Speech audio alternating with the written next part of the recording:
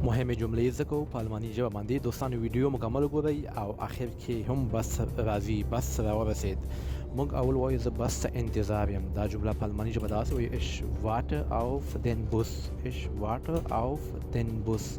زه بس ته انتظار یم. او کله چې وایو بس راورسید، بس راورسید داسې وایي der Bus ist angekommen. Der Bus ist angekommen. بس راورسید. او که موږ وایو دا بس بانوف یعنی سټیشن ته نه ځي، دا بس بانوف یعنی سټیشن ته نه ځي، دا جمله په الماني ژبه څنګه وایي تاسو یې په کمنټ کې ولیکئ.